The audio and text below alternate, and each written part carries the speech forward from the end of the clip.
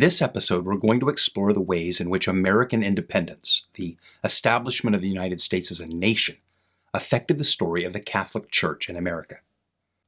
But to gain perspective on how unique the relationship between Catholicism and the new United States was, I want to begin with something that happened in France, while George Washington was still president. In 1789, the United States ratified its Constitution, and Washington was elected to his first term. That same year, the French Revolution began in Paris and overthrew the French monarchy and established a radical secular government called the Committee for Public Safety, which took control of the Catholic Church. It confiscated the church's property. Thousands of Catholics, including clergy, were put to death. Any priests or bishops that remained were forced to become government employees, subject to the directives of the state. The revolution also outlawed all religious orders, monks, friars, nuns. All monasteries and convents were closed and repurposed or destroyed. It was illegal to take or live under a religious vow, and monks and nuns had to renounce their vows in the presence of government officials under penalty of death. Now, just as George Washington was beginning his second term as president, the authorities shut down a convent of Carmelite Catholic nuns in the city of Compiègne in northern France. The nuns' loyalty to Jesus Christ and lives of quiet cloistered prayer were declared to be fanatical and insurrectionist crimes against public safety. The sisters were ordered to renounce their vows of poverty, chastity, and obedience, and to accept a government pension, which would make them effectively wards of the state. They refused, knowing full well what that refusal would mean. They were arrested and transported to the notorious Concierge prison on the Ile de Cité, just a few hundred yards from the Cathedral of Notre Dame. After a show trial on the morning of July 17, 1794, the 16 Carmelite sisters of Compiègne were loaded into a cart and driven into the public square. What I'm about to show you is disturbing, but it's important. Nevertheless, you may wish to look away.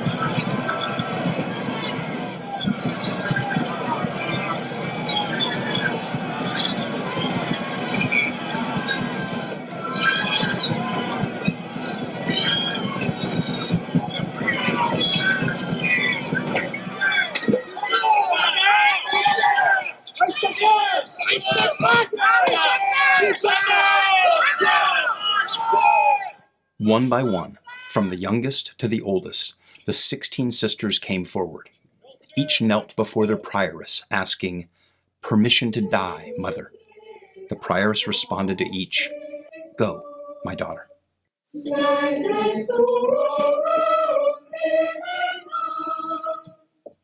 Their last act was not to kneel before the Committee of Public Safety, but before Holy Mother Church.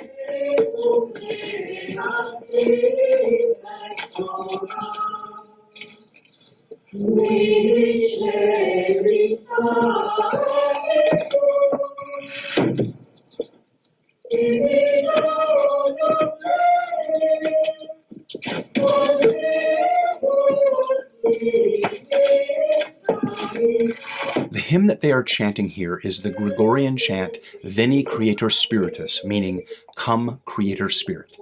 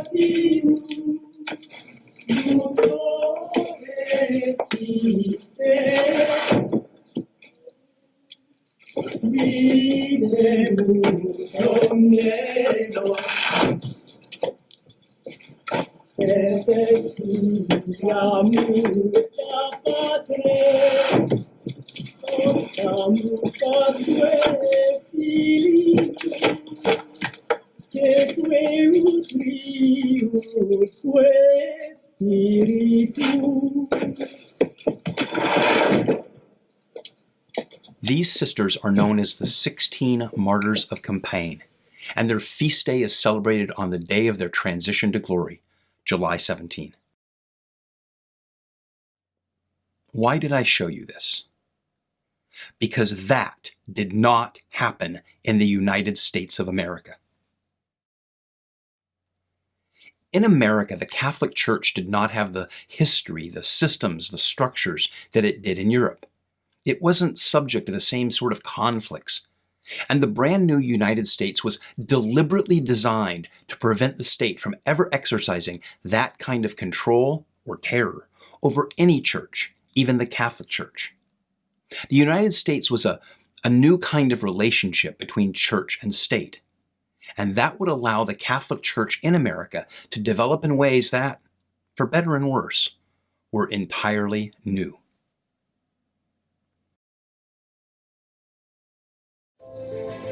From the beginning, the Catholic Church has been on a missionary journey across 20 centuries, 24 time zones, and 2 hemispheres, with pilgrims from every race, language, and nation. But these stories, these are American pilgrimages.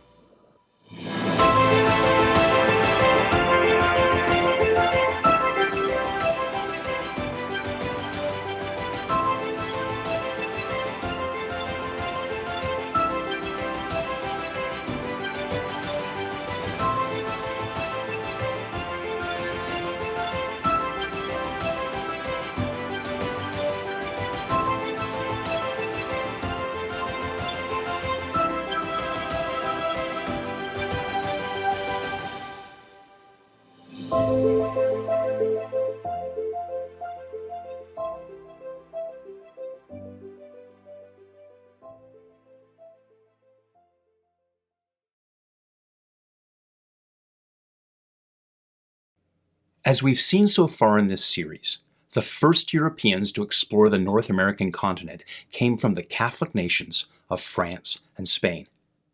Between the 16th and the mid-18th centuries, these explorers were most often Catholic missionaries from the Jesuit or Franciscan orders. They evangelized among the native peoples, and they set up vast networks of missions, schools, and parishes for them. If you had looked at a map of North America in 1750, the continent was predominantly under Catholic influence, except for a narrow strip of English colonies along the Atlantic seaboard. But those 13 English colonies were, for the most part, actively anti-Catholic. It was illegal for Catholics to even live in some places, and illegal for them to vote or hold office in most. As we saw in the last episode, this structural, systemic anti-Catholicism had its origins in the Protestant Reformation, when the King of England put the church under the control of the crown and declared himself to be the head of both the church and the state. France and Spain were already England's political and commercial rivals, but now they were England's religious enemies.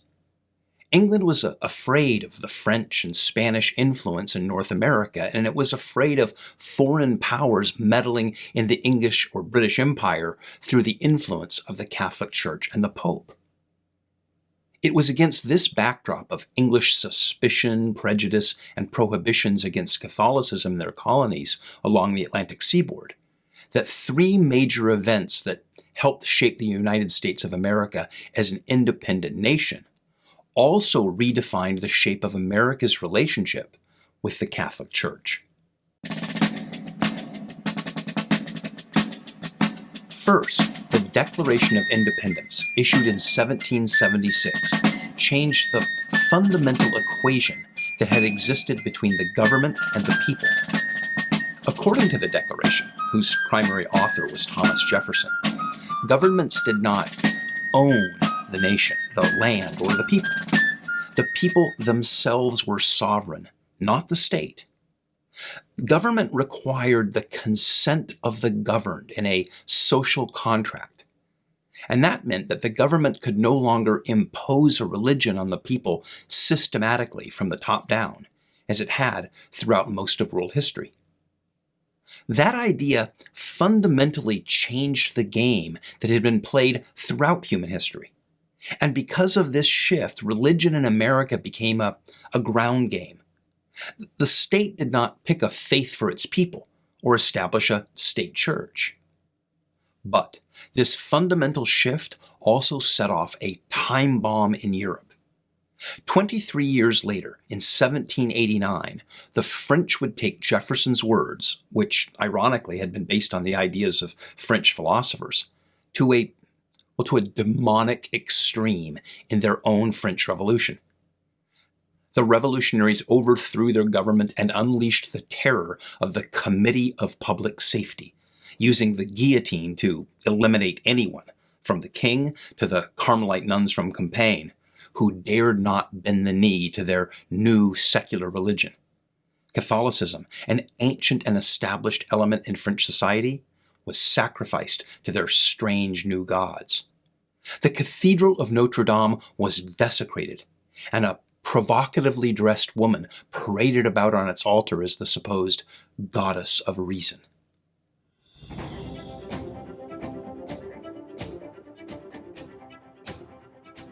Back in America, the second major event that shaped the fortunes of the Catholic Church in the new United States also involved France.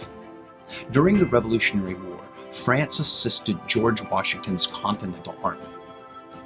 The French Navy helped check the power of the British to resupply their forces, and a French general, the Marquis de Lafayette, trained and commanded American troops. The French were especially instrumental to General Washington's victory at the Battle of Yorktown, which led to the British surrender.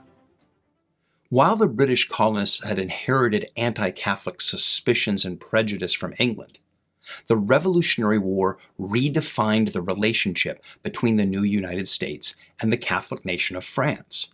Now, this is not to say in any way that a wave of French Catholic enthusiasm or immigration broke out in America.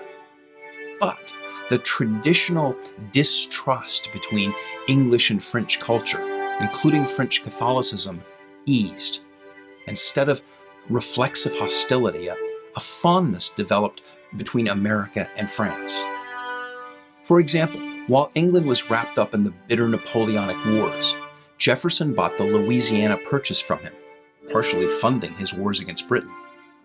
The United States and Britain fought another war in 1812, in which the British burned Washington, D.C., and it was rebuilt in a French style. And never forget, the Statue of Liberty itself was a gift from the nation of France to the United States. Now, none of this is about Catholicism directly, but the wall in American culture between English Protestantism and French Catholicism, well, it got a bit lower.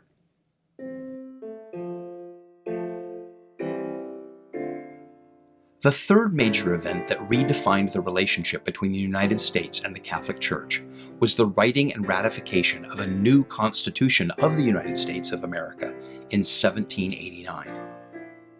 In our Constitution, there is only one rather short sentence that has, thus far, prevented what happened to the nuns of Compiègne from happening here. Now, this sentence wasn't even in the first draft, the main body of the Constitution, but it's in the First Amendment to it.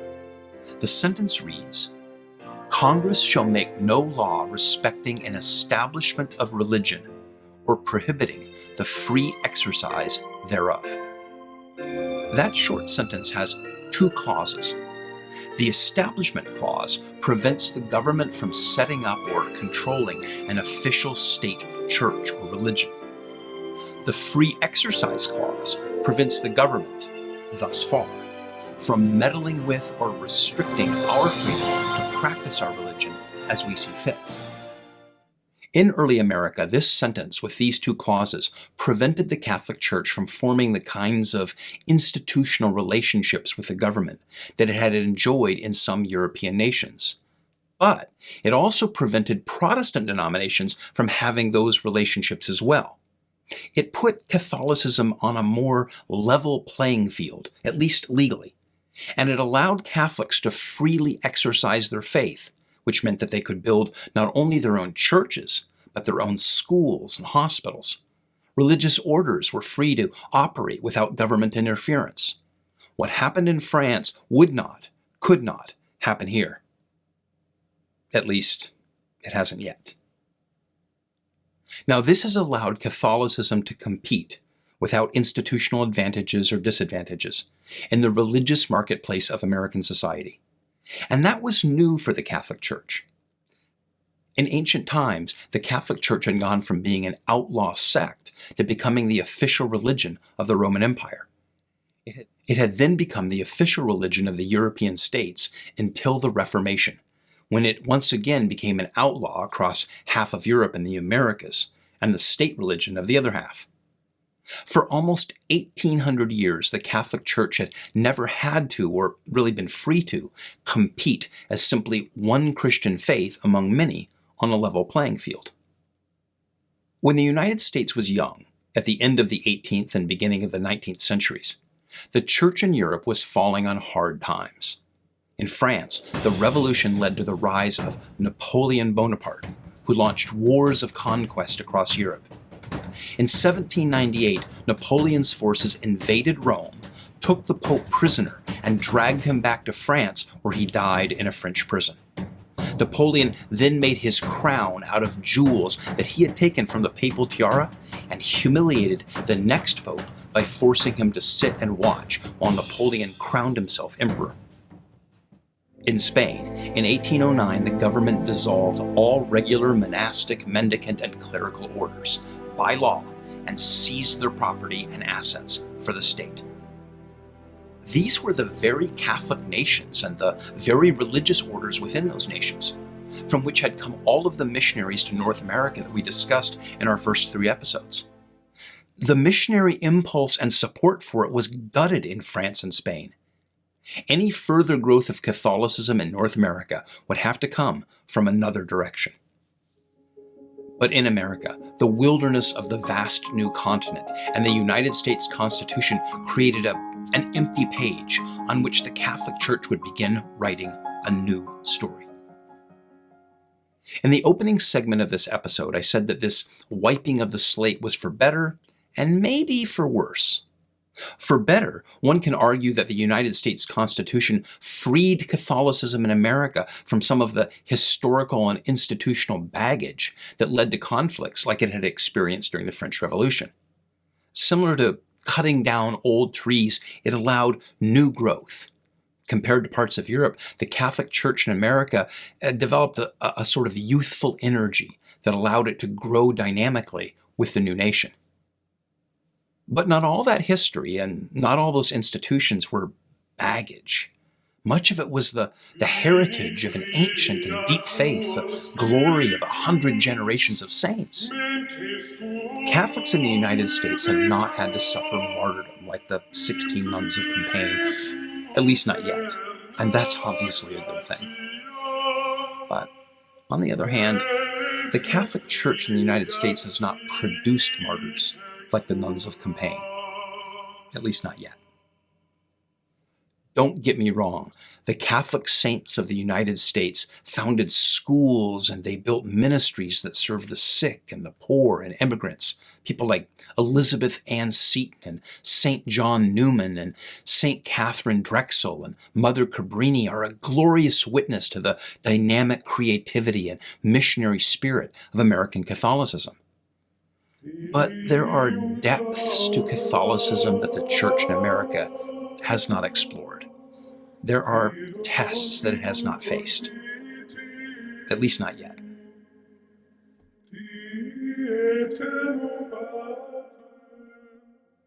In 1831, a French aristocrat and writer named Alexis de Tocqueville traveled about America, documenting how democracy was shaping and had shaped the culture of the new nation. He visited the big cities in the East and the edges of the frontier. He met with Americans as they were, where they were, in prisons and churches and log cabins in the deep woods of Michigan. It's an amazing look into what America was like in the early 19th century. And he wrote about all of it in what has become a classic, Democracy in America. Tocqueville observed that the average American was more religious than the average European, particularly the average French citizen, or at least religious in a different way. For Americans, Tocqueville observed, religion was personal and popular and participatory because it wasn't either aligned with the state or suppressed by the state or mediated through large institutions. Tocqueville had an important insight that religion is always necessary to preserve freedom within a democracy. Without a religious life and conscience to anchor a nation, he argued, democracy will always devolve into a tyranny of the majority, into radical individualism and materialism. Ultimately, Tocqueville argued, it will always lead to what he called democratic despotism, when a secularized nation will demand that anyone who won't conform to the madness of the crowd be repressed. Tocqueville said that this is what led to the terror of the French Revolution, but that in America, Christianity could be, would be, should be, needed to be a guard against that chaos, as long as the American people kept their Christian faith. Tocqueville concluded that Americans must maintain Christianity at all costs. Otherwise, he said, America would end up someday being ruled by its own Committee for Public Safety. And so, American Catholicism had an important role to play. If it could evangelize and grow organically, it could instill a culture of faith, order, and moral conscience in the nation. But in order to do so, it had to compete in an increasingly complex religious marketplace.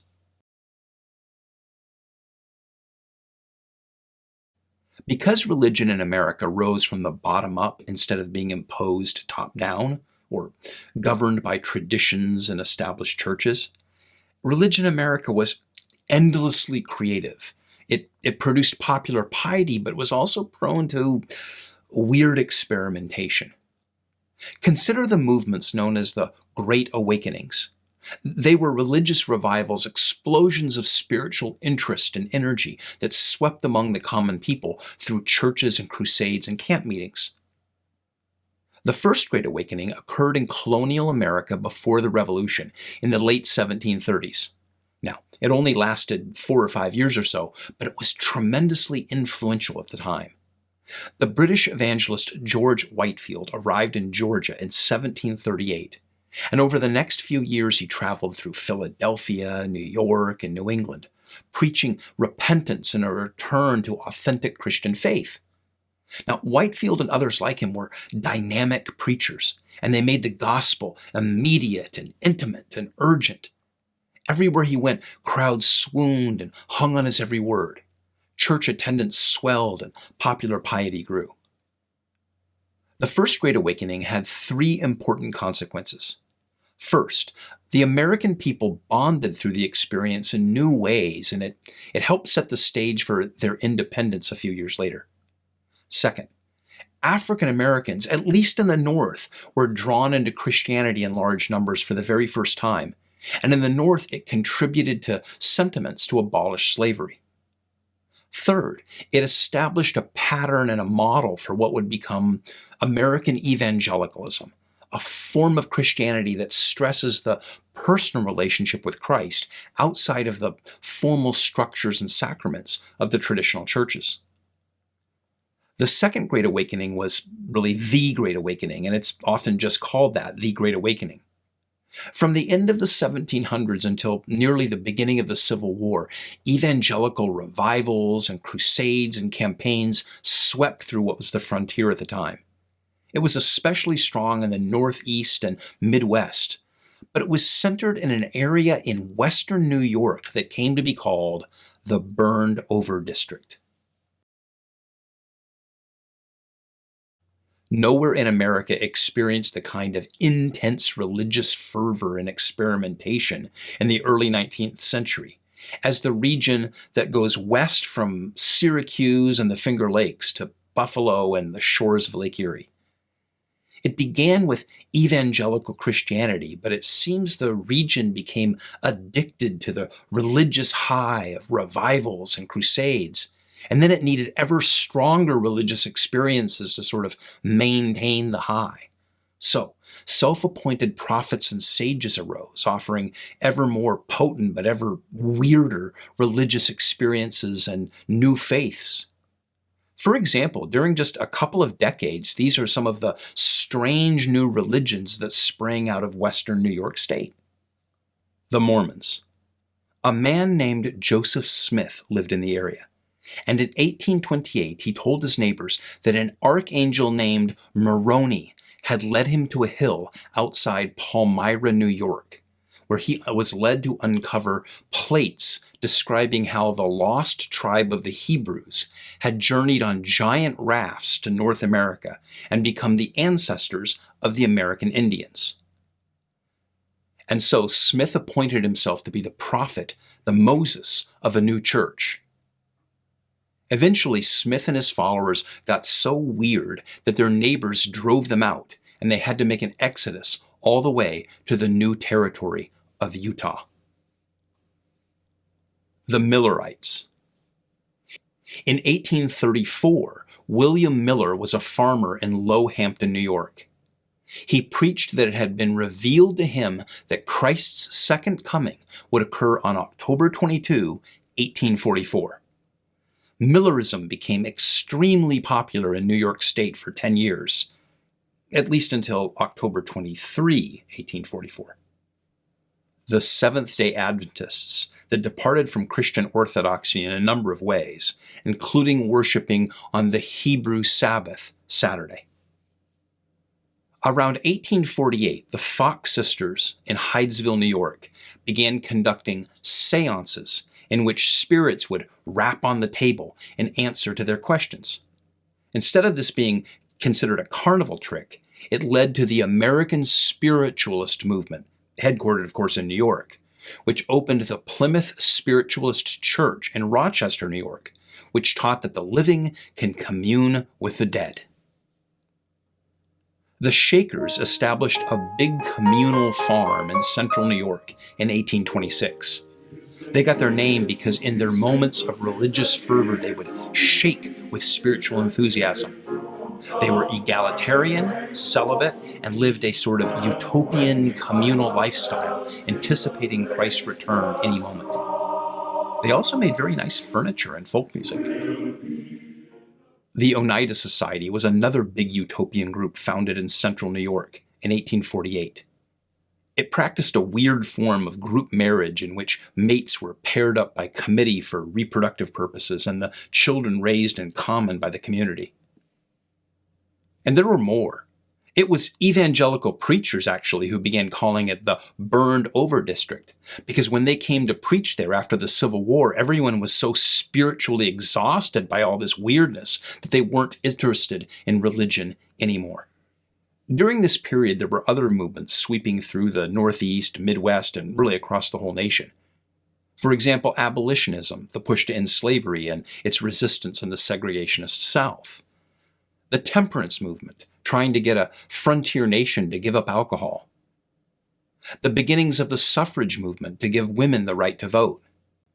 the philosophical beginnings of what would become socialism and communism, an explosion of technological innovation and industrialization, and of course, all of the complex tensions leading up to the Civil War. This was the social and religious marketplace in which the Catholic Church found itself having to compete during the first decades of the United States. Now, while there was a real Wild West out west, America was becoming a sort of religious Wild West, with strange new religions sweeping among the ordinary people without direction or control from established institutions or the government. It was all enthusiastic and sentimental, creative and chaotic, Christian and heretical. But there was no established church to counter it, no St. Dominic and his friars to go out among the people and preach the Orthodox faith as they had in the Middle Ages.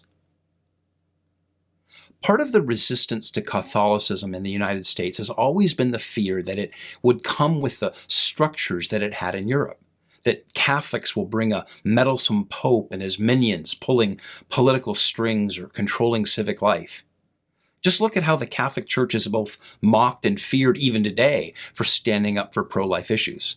It's always accused of meddling in politics. That fear was used against the Catholic Church in America in the early decades of the United States. But nothing could be further from the truth. In the mother countries in Europe, the church was on the ropes as the old systems were burning down. There were no more legions of Jesuit or Franciscan or Dominican missionaries that were going to come and evangelize America, much less meddle in her politics. But ironically, that became a strength of American Catholicism. Like a young tree, it was growing in this new soil in new ways. It wasn't a state religion, but it had a structure which kept it from falling into chaos like so many Protestant denominations were doing.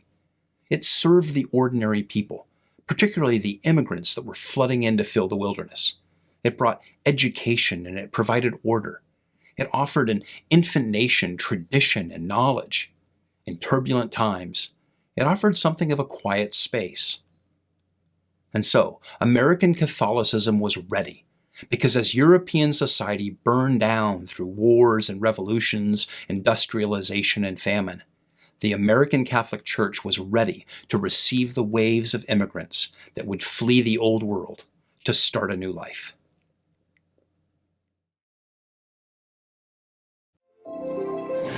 Thank you for coming along on these American pilgrimages.